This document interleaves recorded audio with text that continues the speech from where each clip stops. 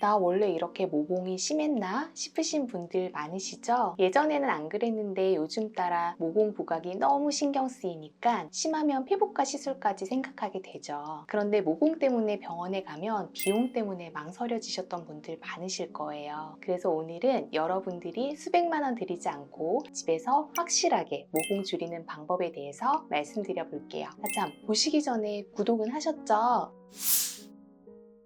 모공은 절대 하루아침에 커지지 않아요. 오랜 시간 동안 쌓인 생활 습관, 환경, 피부 변화들이 차곡차곡 누적된 결과일 가능성이 높아요. 첫째, 피지 폭발. 특히 코 옆이나 미간, 이마 중심처럼 T존 부위 있죠? 여기는 원래부터 피지선이 활발한 구역이에요. 근데 이 피지가 하루 종일 조금씩 계속 나오면서 모공을 조금씩 밀어내요. 기름이 넘치고 모공 입구는 점점 늘어나고 블랙헤드, 화이트헤드까지 생기죠. 모공 자체가 커진 것도 있지만 이 피지 때문에 더 도드라져 보이는 경우가 정말 많아요. 피지 관리 안 하면 100% 모공이 늘어날 수밖에 없습니다. 둘째, 피부 탄력 저하. 모공 주변 피부가 축 늘어지면 입구도 같이 벌어져요. 동그랗던 입구가 타원형 혹은 세로줄처럼 늘어나 보이게 되는 거죠. 이건 단순히 나이 때문은 아니에요. 자외선에 자꾸 노출되고 밤에 늦게 자고 스트레스 많이 받고 피부가 자주 붉어지고 열이 오르면서 콜라겐과 엘라스틴 같은 피부 지지 조직들이 약해져요. 셋째, 잘못된 습관들. 클렌징 티슈로 대충 닦고 자거나 코 피지 한 방에 뽑고 싶어서 코팩 붙였다가 떼기, 여드름 손으로 짜기, 이런 자극들이 반복되면 모공 입구가 탄력을 잃고 아예 벌어진 채로 굳어버리는 거예요. 그렇다고 너무 자책하실 필요는 없어요. 모공은 관리를 시작하면 금방 반응이 오는 부위예요.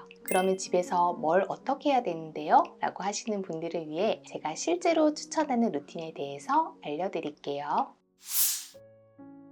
1단계, 클렌징은 문지르지 말고 녹여내기. 모공 관리의 시작은 언제나 클렌징이에요. 근데 여기서 많은 분들이 실수하는 게 빨리 지우려고 세게 문지르는 거예요. 화장솜에 클렌징 워터 듬뿍 적셔서 빡빡 문지르시는 분들. 이거 모공 관리에 있어서 최악입니다. 모공 입구를 계속 자극하고 피부 장벽을 무너뜨리는 지름길이에요. 그래서 첫 번째 단계는 메이크업이나 선크림은 녹이듯이 지우는 습관부터 들이셔야 해요. 클렌징 밤, 클렌징 오일, 클렌징 밀크 중에서 본인 피부에 맞는 걸 선택하시고요. 그리고 1차 클렌징 후엔 반드시 약산성 폼 클렌저로 2차 세안까지 해주세요. 이 클렌징 하나만 바꿔도 모공 부각이 눈에 띄게 줄어드는 분들 정말 많아요. 2단계, 운동 외출 후에는 열부터 잡아야 돼요. 오늘 왜 이렇게 얼굴이 울긋불긋하지? 코 옆에 기름이 왜 이렇게 많이 나왔지? 이건 바로 피부 온도가 올라갔기 때문이에요. 피부 온도가 1도만 올라가도 피지 분비량이 최대 10% 이상 늘어나고요. 콜라겐 분해 요소도 활성화돼서 탄력이 떨어지는 속도도 빨라져요. 그래서 저는 외출하고 돌아오거나 운동하고 나면 무조건 쿨링 루틴을 해요. 미지근한 물로 1차 세안, 약간 더 차가운 물로 마무리.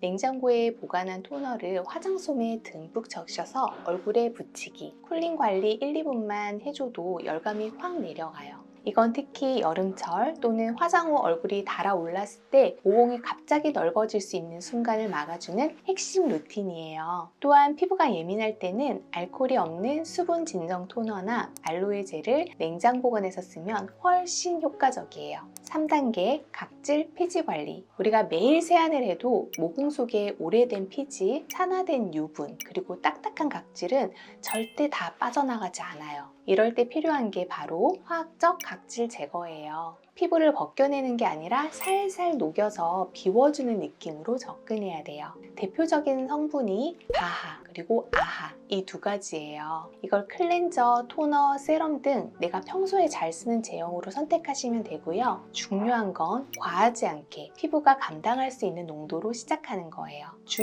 1, 2회 정도로도 충분합니다. 이 과정을 통해서 모공 입구를 막고 있던 오래된 찌꺼기들을 비워주면 다음 단계에서 바르는 제품 제품 흡수도 훨씬 잘 되고 모공도 조일 준비를 하게 됩니다. 피지 관리의 핵심은 꾸준히, 부드럽게, 천천히입니다. 4단계 나이아시나마이드로 모공 입구 조이기. 나이아시나마이드는 요즘 정말 많은 분들이 알고 계신 성분이죠. 이 성분이 좋은 이유는 간단해요. 과도한 피지 분비를 조절해주고 피부 장벽을 강화해주면서 모공 주변 탄력을 회복시키는 데 도움을 줘요. 사용 팁은 다음과 같아요. 아침, 저녁 루틴 모두 사용이 가능하고요. 토너, 에센스, 세럼 형태로 선택을 하시면 돼요. 단 나이아시나마이드 함량이 높은 제품은 처음에는 따갑거나 붉어질 수 있으니까 저농도 제품부터 적응해 가시는 게 좋아요. 5단계 레티놀로 모공 주변 탄력 회복하기. 피부 관리 좀 해보신 분들이라면 그거 효과는 좋은데 자극이 강하잖아 이렇게 알고 계실 수 있어요. 맞습니다. 레티놀은 초반 사용이 조금 까다로운 성분이에요. 하지만 제대로만 쓰면 모공을 줄이기에는 가장 효과적인 성분 중 하나입니다. 피부 턴오버를 촉진해서 오래된 각질, 피지를 정리해주고 콜라겐 생성을 도와서 모공 주변에 꺼진 피부를 채워줘요. 사용법은 이렇게 하세요. 처음에는 주 2회 정도 밤에만 소량으로 얼굴 전체보다는 코 옆, 볼 위주로만 시작하시고요. 그 다음날 아침에는 꼭 자외선 차단제를 바르셔야 돼요. 이 5단계만 욕심 없이 매일 조금씩 실천하면 정말 피부가 달라지실 거예요. 모공은요, 돈을 많이 쓴다고 하루아침에 작아지지 않아요. 결국 모공을 바꾸는 건 얼마짜리 레이저를 받았느냐가 아니라 매일 어떤 루틴을 쌓아가느냐에 달려 있습니다. 오늘 알려드린 5가지 루틴 하나라도 좋으니까 지금 내 피부에 가장 시급한 루틴부터 실천해보세요.